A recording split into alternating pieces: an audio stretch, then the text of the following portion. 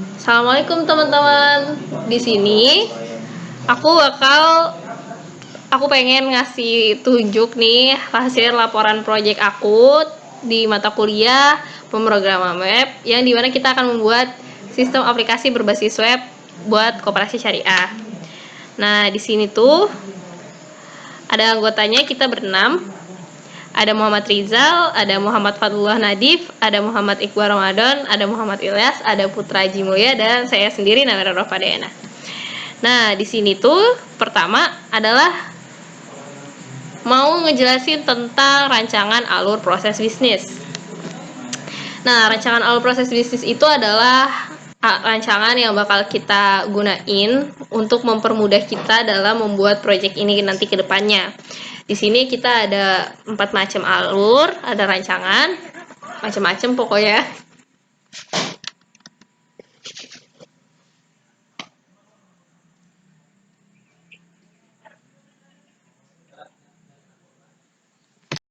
Nah, yang pertama itu ada rancangan alur simpanan. Nah, rancangan alur simpanan di sini tuh adalah rancangan yang kita bikin dulu awalnya dalam bentuk flowchart nih. Kalau kalian teman-teman bisa lihat modelnya kayak gini. Nah, jadi tuh kita bakalan masukin data nasabah, ada input data, ada biaya admin, ada mencetak buku tabungan, dan buku tabungan koperasi itu adalah tanggung jawab dari bagian koperasi itu sendiri. Dan konfirmasi simpanan dan pembiayaan admin akan dilakukan oleh admin itu sendiri seperti yang digambarkan dalam flowchart. Nah, flowchartnya kayak gini teman-teman. Jadi pertama, nasabah mengisi formulir kan. Saat mengisi formulir, admin akan menginput data dari nasabah tersebut. Setelah diinput datanya, admin melakukan verifikasi. Nah, saat melakukan verifikasi ini bakal ada dua kemungkinan antara ditolak dan diterima. Ditolak itu jika nasabah tidak memenuhi kriteria dari koperasi syariah itu tersendiri. Nah, kalau diterima, admin langsung menyimpan data-data tersebut dalam arsip kan. Habis itu langsung masukkan data transaksi ke dalam sistem. Lalu admin membuat laporan dan ketua yang akan menerima laporan dari admin itu tersendiri. Nah, terus yang kedua ada rancangan alur pinjam. Nah, di sini rancangan alur pinjam ini sama, kita juga menggambarkannya pakai flowchart. Jadi nasabah itu diminta untuk mengisi formulir pinjaman di mana akan diproses oleh admin untuk memenuhi persyaratan yang sesuai dengan kode etik koperasi syariah. Dengan melakukan survei dan mendapatkan persetujuan dari ketua, baru admin dapat memproses lebih lanjut untuk nasabah yang akan meminjam. Nah, di sini modelnya sama kayak simpanan. Jadi di awal nasabah diwajibkan untuk mengisi formulir terlebih dahulu, lalu admin akan memproses berkas. Nah, dari memproses berkas ini, admin bakal melakukan verifikasi. Setelah melakukan verifikasi, akan meminta persetujuan ketua. Jika persetujuan ketua itu diterima, maka akan ada pembiayaan koperasi untuk nasabah. Jadi, kalau misalnya tidak sesuai kriteria, maka akan ditolak. Nah, setelah pembiayaan, admin akan masukkan data pinjaman nasabah ke dalam sistem. Setelah itu admin membuat laporan dan ketua menerima laporannya. Selesai. Nah, itu adalah rancangan yang kedua. Rancangan yang ketiga itu yaitu rangkaian alur angsuran. Jadi, rangkaian alur angsuran yang kita buat ini pakai flowchart juga. Jadi, di sini tuh adalah pembagian di bagian pengisian formulir nasabah yang akan membayar cicilan yang pernah dipinjam dari koperasi. Nah, di sini nasabah diminta mengisi formulir kan, melengkapi berkas dan uang yang akan diinput oleh admin. Lalu admin akan proses dan akan diberikan kwitansi setelah selesai mengangsur. Nah, modelnya sama juga, nasabah di awal harus mengisi formulir, lalu nasabah melengkapi berkas dan uang. Lalu melakukan musyawarah sesuai dengan kondisi yang terjadi. Nah, lalu setelah menyesuaikan, kalau diterima, maka admin akan masukkan data ke dalam sistem, membuat laporan angsuran, dan ketua akan menerima laporan angsuran. Yang terakhir itu ada rancangan alur penarikan. Jadi, di mana nasabah yang sudah berhasil menyimpan uang mereka ke dalam koperasi syariah, Nah, mereka bisa menariknya dengan beberapa cara juga gitu. Pertama, nasabah mengisi data penarikan, yang kedua, admin verifikasi data penarikan, lalu saat sudah diproses, admin mencairkan dana sesuai yang dibutuhkan oleh nasabah. Setelah itu admin membuat laporan keuangan, lalu ketua menerima laporannya. Nah, mungkin itu adalah rancangan untuk koperasi syariah secara umumnya. Nah, lalu di sini ada rancangan sistem. Ini modelnya DFD. Nah, ini rancangan yang kami buat menggunakan model DFD. Ini untuk DFD koperasi syariah secara menyeluruh. Jadi di sini nasabah bakalan menginput data, lalu jika ingin menyimpan maka akan diinput untuk ke dalam input simpanan. Jika ingin pinjam maka akan masuk ke dalam input pinjaman nasabah. Lalu akan dikelola di database nasabah itu sendiri. Lalu akan dibuatkan perincian peminjaman jika ada peminjaman. Lalu ada angsuran juga, ada penarikan, mencetak rincian nasabah simpanan, membuat rincian simpanan, dan semua laporannya akan masuk ke ketua. Oke. Jadi di sini ada penjabarannya juga. Ini secara umumnya kayak gini. Nah, kalau yang ini DFD level 1, ini jadi proses pertama. Jadi pada saat nasabah datang ke koperasi syariah, mereka akan diminta untuk mendaftarkan diri mereka. Yaitu pertama nasabah akan memberikan data.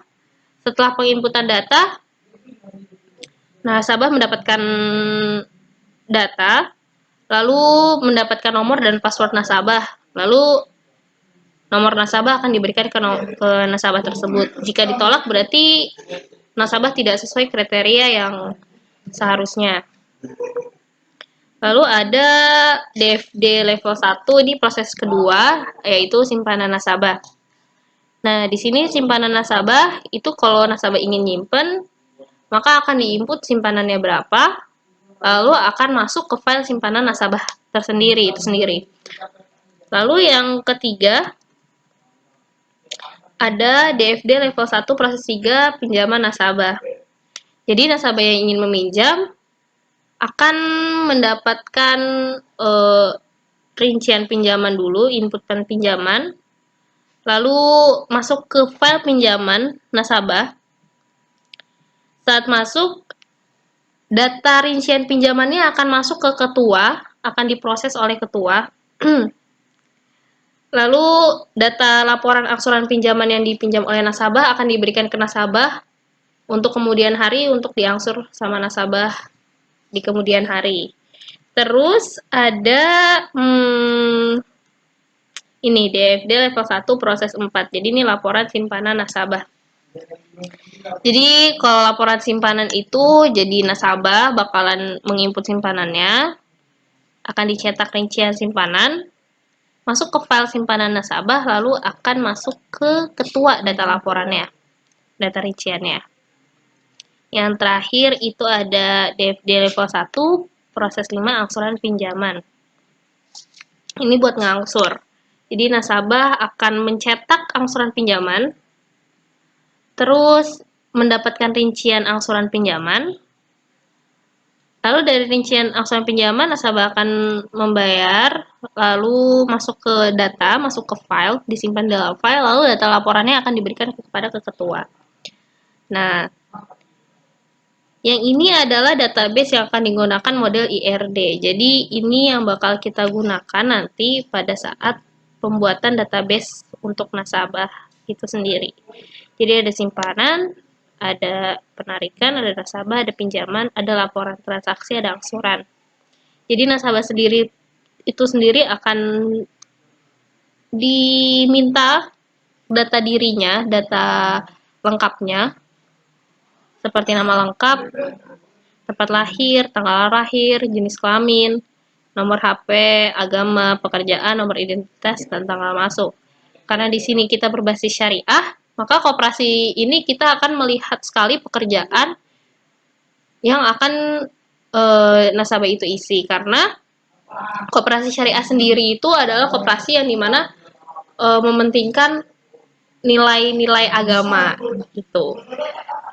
Habis itu kalau misalnya simpanan ini buat database simpanannya, nanti tinggal nasabah masukin nomornya, masukin nomor simpanannya, terus tanggal simpanan, terus bakal disimpan tanggalnya berapa, jumlahnya berapa, terus nanti akan ada saldo.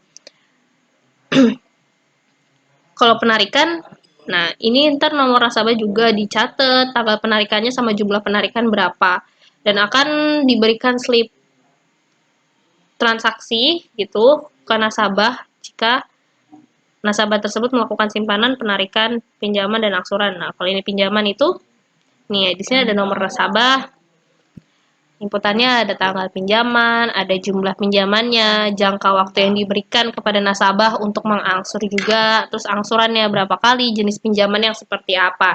Di Koperasi Syariah sendiri tuh pinjamannya tuh jenis pinjamannya ada macam-macam. Ada tanah modal, ada peminjaman seperti pembelian suatu barang atau semacamnya, dan yang lain. Terus yang terakhir itu ini ada angsuran. Ada angsuran. Jadi kalau angsuran tuh di mana nasabah membayar bayaran yang sebelumnya telah dibuat untuk peminjaman. Jadi nanti bakal masukin nomor nasabahnya, terus tanggal pinjamnya kapan, terus mulai angsurnya kapan, dan termasuk angsuran yang keberapa, dan jumlah angsuran yang telah dibayar berapa. Nah, dari semua itu bakalan ada yang namanya laporan transaksi, di mana laporan ini mencakup semua. Kalau nasabah itu menyimpan uang, maka ada laporan transaksi buat simpanannya. Kalau nasabah itu melakukan penarikan, maka juga tetap ada laporan transaksi penarikannya. Kalau peminjaman bakal ada laporan transaksi peminjaman, dan angsuran pun tetap bakal ada laporan transaksi angsurannya. Di sini ada tanggal, ada jenis laporan. Nah, laporannya tentang apa? Terus jumlahnya, terus ada saldo juga. Ya, jadi mungkin itu yang bisa saya sampaikan. Jadi ini adalah secara umum bagaimana sistem aplikasi berbasis web untuk operasi syariah yang bakalan kita rancang ke depannya. Di sini aku mau jelasin juga tentang metode yang kita gunain buat sistem basis web ini. Nah, kita itu di sini menggunakan metode waterfall. Ya kalian tahu lah waterfall artinya apa ya, bahasa Inggris kan itu. Nah, kalau di Indonesia kan jadinya air terjun tuh. Nah, jadi bisa dibilang emang metode ini tuh modelnya kayak air terjun karena dia berurutan ke bawah gitu. Jadi membuat pembaruan sistem yang berjalan. Air terjun kan airnya selalu ngalir ke bawah dan selalu berjalan. Nah, kalau di gambar ini, search-nya dari ini, kayak kalian bisa lihat. Jadi itu waterfall, itu pertama itu adalah metode yang dimana kita membutuhkan analisa kebutuhan, lalu membuat desain sistem, penulisan kode program, pengujian program, dan penerapan program. Nah, kayak dalam kutipan buku Rosa, metode waterfall dalam pengembangan sistem merupakan proses pengembangan atau mengubah suatu sistem perangkat lunak dengan menggunakan metode atau juga model yang bisa digunakan orang lain dalam pengembangan sistem perangkat lunak. Jadi model waterfall ini adalah suatu perangkat lunak yang berurutan dipandang sebagai terus mengalir ke bawah, melewati fase-fase perencanaan, pemodelan, implementasi, dan pengujian. Nah, seperti yang kita lihat kan, jadi dia selalu ke bawah dan semuanya saling berhubungan. Nah, di sini ada tahapan mode waterfall-nya. Nah, jadi tahapannya itu pertama yaitu requirement, gathering, and analyze. Nah, jadi tuh di sini kita diminta di awal untuk mengumpulkan kebutuhan secara lengkap, lalu dianalisis dan diidentifikasikan. Nah, jadi itu mengidentifikasi apa aja sih yang kita butuh nanti buat membangun sistem web ini gitu. Jadi kita harus mengumpulkan semua data yang kita butuhkan untuk membangun program ini, karena dari pengumpulan data ini kita dapat menghasilkan desain yang lengkap dan sesuai apa yang kita mau. Jadi frameworknya, jadi kita udah kebayang nih mau kayak gimana. Lalu kedua tuh baru desain. Nah, dalam tahapan ini tuh ada pengembangan yang akan menghasilkan sebuah sistem secara keseluruhan dan menentukan alur, perangkat lunak, hingga algoritma yang detail. Jadi akhirnya dari sini nih kita baru tahu nih. Jadi kita mau bikin template yang seperti apa sih, bentuknya yang kayak gimana, frameworknya seperti apa yang kita suka supaya terlihat menarik dan enak untuk digunakan oleh orang-orang lain gitu. Yang ketiga itu adalah implementasi. Implementasi itu tahapan di mana semua desain diubah menjadi kode program dan kode program dihasilkan tuh berupa modul yang akan diintegrasikan menjadi sistem yang lengkap. Jadi semua gambaran umum yang sudah kita rancang, kita cari datanya, kita kumpulkan, itu akan kita implementasikan dalam sebuah codingan, dalam sebuah algoritma yang tepat gitu untuk menjadi sistem yang lengkap. Terus yang keempat ada integration and testing. Nah, di sini adalah tahap di mana penggabungan modul-modul yang udah dibuat, yang sudah dilakukan pengujian juga, apakah software yang kita buat ini sesuai nggak desainnya, fungsinya sesuai nggak, apakah user yang akan menggunakannya paham dengan yang kita buat, terus ada kesalahan atau tidak, apakah ada errornya atau gimana. Nah, di sini tuh bakalan terlihat tuh gimana.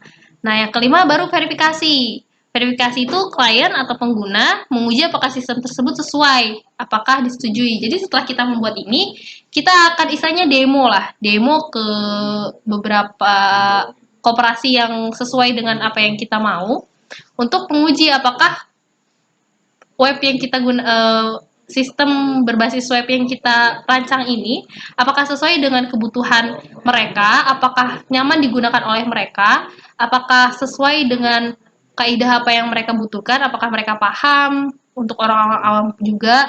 Nah, yang terakhir itu ada operation and maintenance, yaitu instalasi dan proses perbaikan sistem sesuai yang disetujui. Nah, kalau misalnya ada kecacatan yang menurut klien atau user itu beda gitu. Nah, kita di sini akan melakukan operation and maintenance, yaitu instalasi, membuat proses perbaikan, menginstalasi ulang atau semacamnya. Jadi di sini tuh kita bakalan tetap merancang sebaik mungkin. Jadi di akhir pun user pun akan puas gitu dengan apa yang telah kita rancang gitu. Jadi walaupun ada kesalahan tuh akan tetap kita pantau, tetap diperbaiki, tetap di update lagi kalau misalnya ada pembaruan-pembaruan lain yang diinginkan oleh user atau klien atau pengguna.